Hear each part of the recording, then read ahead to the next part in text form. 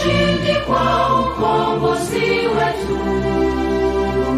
Tujitoe wenyewe, tusimame pamoja kulinda uhuru na umoja wetu. Enyi Bwana na binti wa Afrika, mwili wa jua, mwili wa anga, tuifanye Afrika mti wa uzima.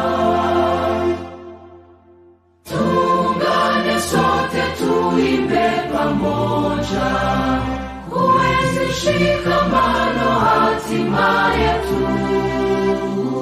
Tujitoe wenyewe kupambana pamoja, uhuru na umoja vitawale. Enyi Bwana na binti wa Afrika, mwili wa jua, mwili wa anga, tuifanye Afrika mti wa uzima. Tuungane sote na tujibidishe kutoa kilicho bora kwa Afrika, chimbuko la wanadamu, chemchemi ya utamaduni, tumaini letu wakati wa mafarakano. Enyi Bwana na binti wa Afrika, mwili wa jua, mwili wa anga, tuifanye Afrika mti wa uzima. You're watching us live here at Humans TV Africa. We are broadcasting to you live right here at Humans TV Africa. My name is Kato Mukasa. In the studio is Dennis to do the production. We are happy to be able to share with you information, knowledge, and power as it is. I also learn from you as you learn from us. Humans TV Africa is a media charity organization.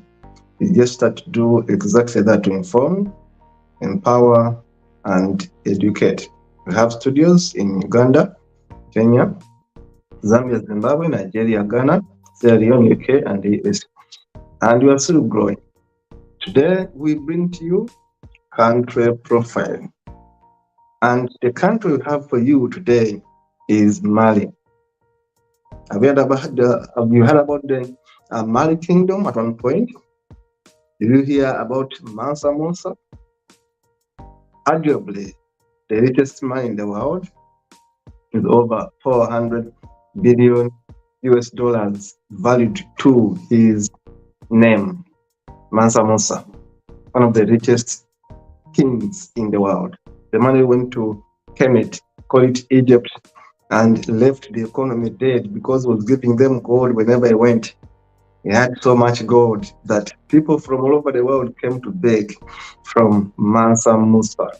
Now, Mansa Musa, one of the guys that built Mali Kingdom, if you may ask me, and one of the foundations that gave Mali the name, the picture, the image they have today, a country with immense wealth, gold, and all the riches in the world can be found in Mali, a country with a rich history. Today, let's talk about Mali, a country with about 24 million people, with the people that live their life, but also a country that is very unstable in Africa, always in conflict, always at war, always in coups.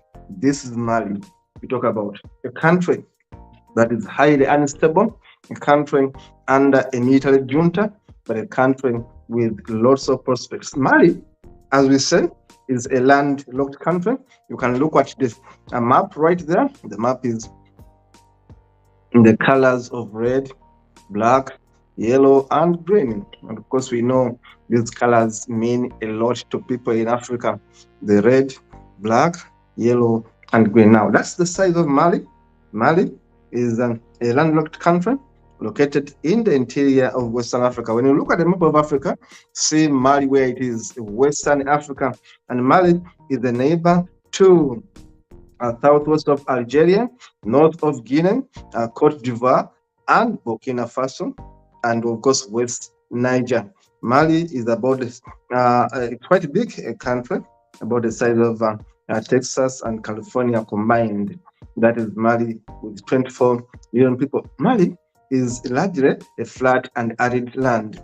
I told you, Mali has gold, is known for gold. Mali is known for wealth. Mali is also known for the Niger River that flows through it. It's quite flat, a country. Mali was a trading empire in the 13th century to 16th century. The capital city of Mali, of course, is Bamako. Let me take a look at this map. Let us take a minute here. You can see this is Mali right there. We see Algeria, we see Mauritania, we see Senegal, we see Burkina Faso, we see Niger, Guinea, and of course countries that that surround this country, which is largely landlocked. We see within Mali we have Timbuktu, Gao, Kidai, Taoudeni, Kaye, Segou, Kitang, and of course other cities of Mali, Sikasso, and these are popular cities in Mali. Of course, Bamako is the oldest city, and of course the capital city of Mali. Now Mali, as we've seen, the neighbors are clear there: Burkina Faso, Niger, Algeria, and Mauritania. These are the clear neighbors of Mali, this beautiful country here in Africa. You see Morocco not very far away. Up there, Algeria, Niger, Burkina Faso, Guinea, Senegal, Mauritania, and West Sahara. This is a landlocked country surrounded by other countries. This is Mali for you. Gao, Segou, Mopiti, Bamako, Sikasso. These are the main cities of Mali. Give me a minute there, Dennis, and I'm going to give you a history of this kingdom of Mali. Let us have a look at that image there. I'll give you a history of Mali. Now, Mali was a trading empire that flourished in Western Africa from the 13th century to the 16th century. The Mali Empire developed from the state of Kangaba on the upper Niger River, east of the Fouta Dajaroni, and is said to have been founded before 1000 CE. Mansa Musa is known as the leader of the Mali Empire. Mansa Musa inherited a kingdom that was already wealthy, and in his work of expanding it, let us have a look at the photo of Mansa Musa, please. Mansa Musa is the guy I'm talking about here right now. Mansa Musa inherited a kingdom that was already wealthy. Mali was already wealthy. Let us look at the history of Mansa Musa briefly.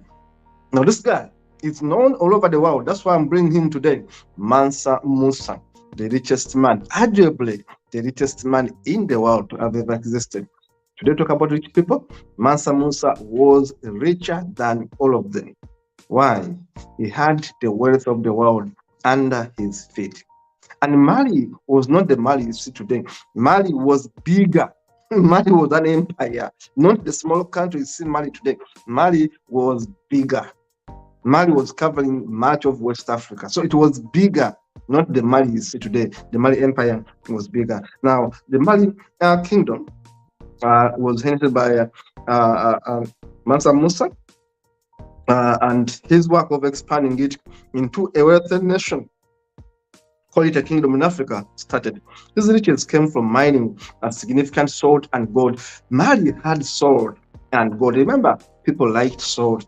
Just like today, you couldn't have food without salt. So there was salt in the Mali kingdom and gold deposits in Mali kingdom. There was also elephant, ivory, and of course, other minerals in the ground. Mansa Musa had been recognized as Africa's emperor. There have been his leadership led to Mali kingdom to become one of the wealthiest empires in the world. And of course, he had gold, salt, agriculture, and dynamic trade. Mansa Musa, of course, got this kingdom from his family.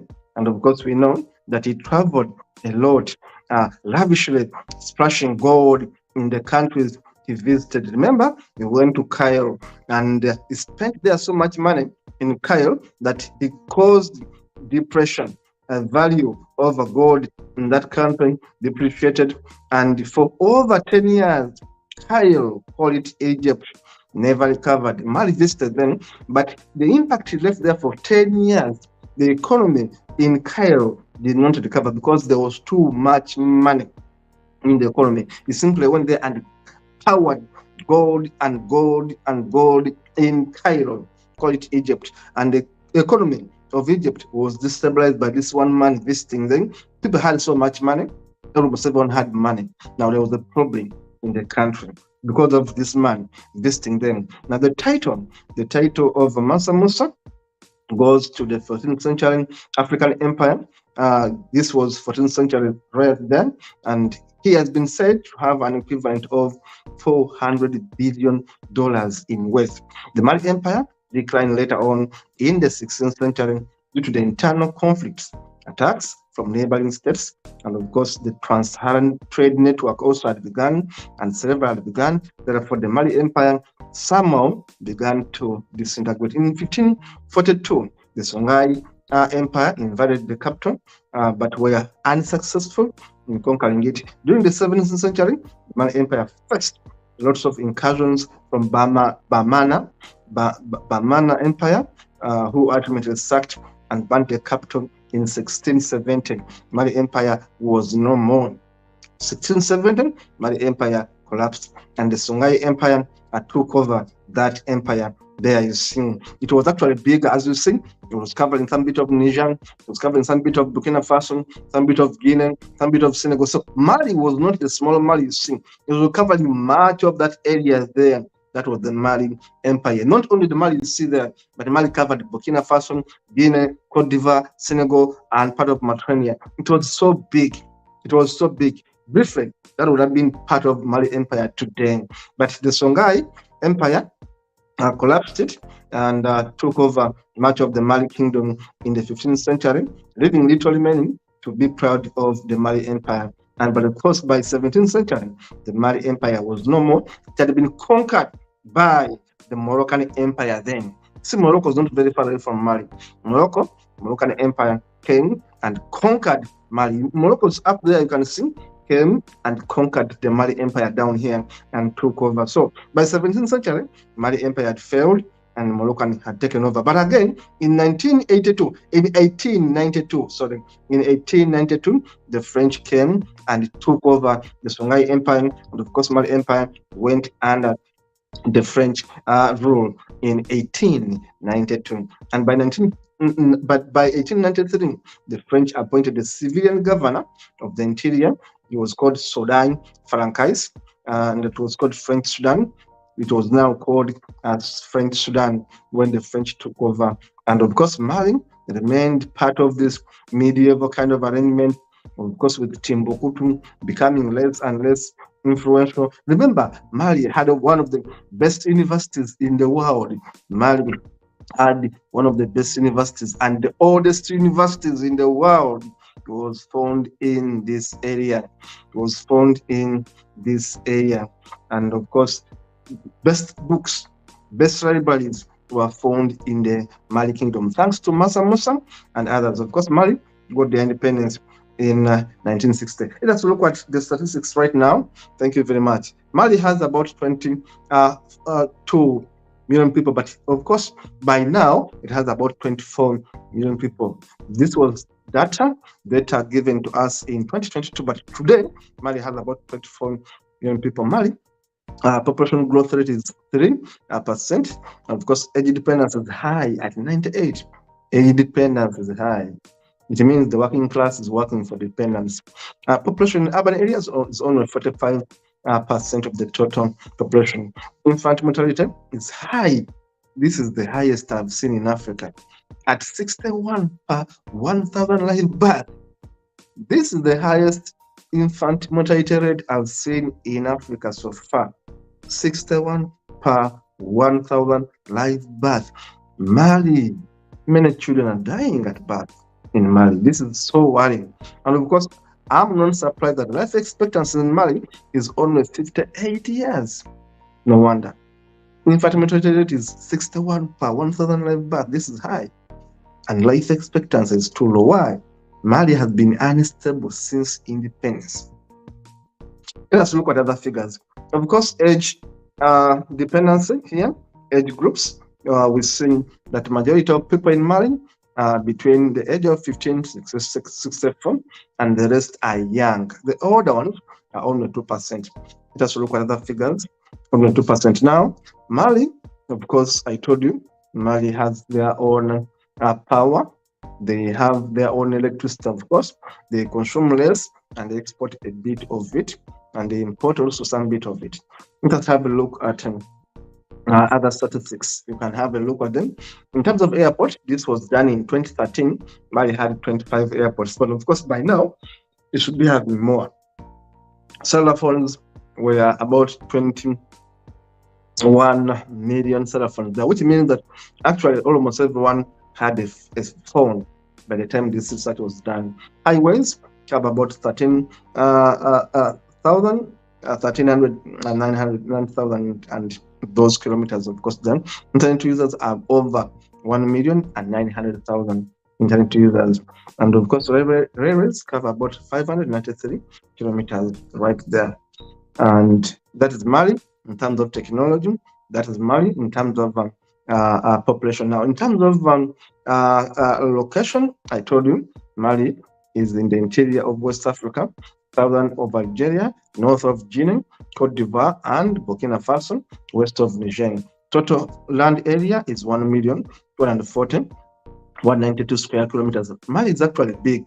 Land area alone is over 1,120,000 square kilometers. Water area covers only 20,000 square kilometers, and coastline is zero. They have no coastline. Now, in terms of a climate, it is a subtropical to arid. It is hot and dry in February to June. It is also rainy, humid, and mild in June and November. It's also cool and dry in November to, of course, February. The terrain is mostly flat. Mali is a flat country. I should tell you, you will not see many hills in Mali. It's generally flat. And of course, rolling northern plains are covered by sand dunes and savanna, south rugged hills, and of course, in the north. The lowest point is Senegal River, and of course, the highest point is Hambori Tondo. That is Mali in brief. Sources is World Bank. We get our information from World Bank and of course CIA and others. Now, here is what is so disturbing about Mali. Mali has been at war since 1960. Mali has never been at peace. They are always having leaders and they are always having instabilities, coups, wars, insurrections. People of Mali, right there, beautiful people of Mali, right there. Remember, Mali is a country in West Africa, and it is highly influenced by the Arabic culture, the Tuaregs, and others. That is Mali, a mixture of the Arabs and, of course, of the black people. The Tuareg state, the Tuaregs in the north, those guys you see, the Arabs there, have been always fighting to secede. They are separatists. They wanted to secede from Mali. Again, they have been fighting since 1990. They have been fighting the Tuaregs, those Arabs you see, the Tuareg rebellion in June 1990. They are separatists. They want to separate Mali.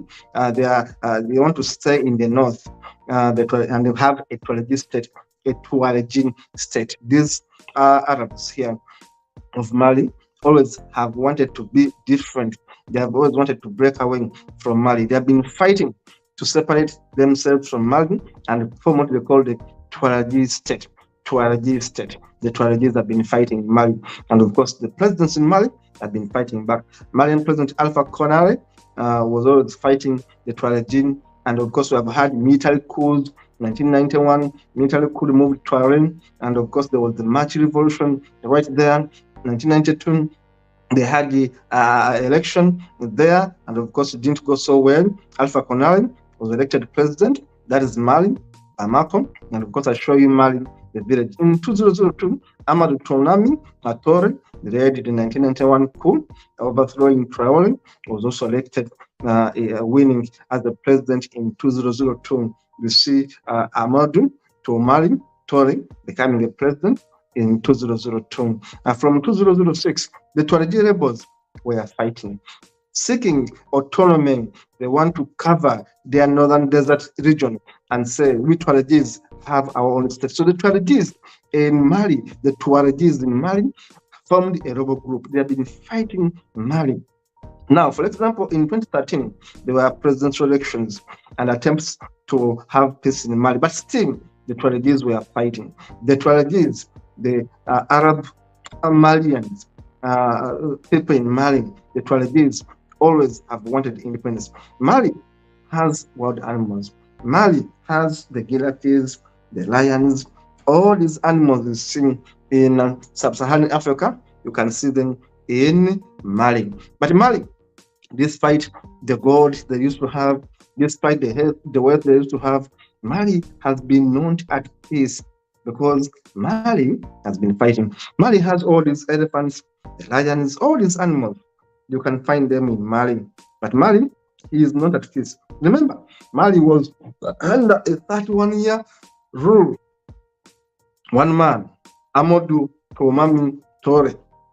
There was a 31-year-old rule, dictatorship kind of, until 1991, when Amadou Toumani Touré came and hosted the president who had been part of Mali's leadership since independence. Of course, we see that in 1968, there was a coup led by a young American lieutenant named Moussa Traoré, who overthrew Mobutu Keïta's regime. Mobutu Keïta's regime was there for a long time. Mobutu Keïta's regime was there for a long time. Now, Mali has had so much trouble. You see, all those photos are about coups, one coup after another, one coup after another. This one goes in, this one comes in. Mali is under constant confusion. Mali has been mismanaged for many years. Modibo Keïta became the Prime Minister of Mali Federation in 1959. He was again elected as a president by the Constitutional Assembly of Mali on the 20th of July 1960. So this man called Modibo Keïta became the first elected leader, but of course the first president of Mali in 1960. And was to rule them for over 31 years. And the dictatorship then was taken over by, of course, by a change of army, change of military coup by Amadou Toumani Touré in 1991. And then from there, once Touré took over, there have been always coups, always coups. Remember, the Tuaregis in the north are fighting. They are saying, for us, we are Arabs. For us, we are Arab Africans. We want our territory. We want to separate. The Tuaregis in the north are saying, we don't want to be part of these guys in the south. Now, there's a difference between the Tuaregis who are Arabs, but also these Africans who are in the south. Now, there's a problem. That means always fighting. The man who is now leading Mali is called Colonel Assimi Goïta. He was born in 1983. He became a military leader in 2021, since 28th May 2021. But remember, Mali is not stable. Every time they are under pause. This is Mali for you. Not a stable country at all. It's a country I would advise you not to visit until you are sure you are safe. Lovely country, lovely tourism sites, but a country under occupation. The French never left Mali at peace. The French, who took it over, never left it at peace. They've been influencing the politics in Mali since independence. It's one coup after another, one coup after another. From Keïta in 1960 until 1991, Mali didn't have democracy. It was always bad rule. Then others came in, coups after coups, shadow elections, a bit of not so sure about who is the right leader of Mali, then coups after coups. Today, you see this Colonel, this young fellow here, Colonel in the army, taking over and of course promising to give us the best, but we don't know whether Goita is going to be different than other dictators of Africa, than other military coupists in Africa. We don't know whether Goita is going to serve differently. Time will tell. That is Mali, a good country, a rich history, but a troubled nation. Thank you so much for watching. Keep subscribing, keep watching. See you in the next one.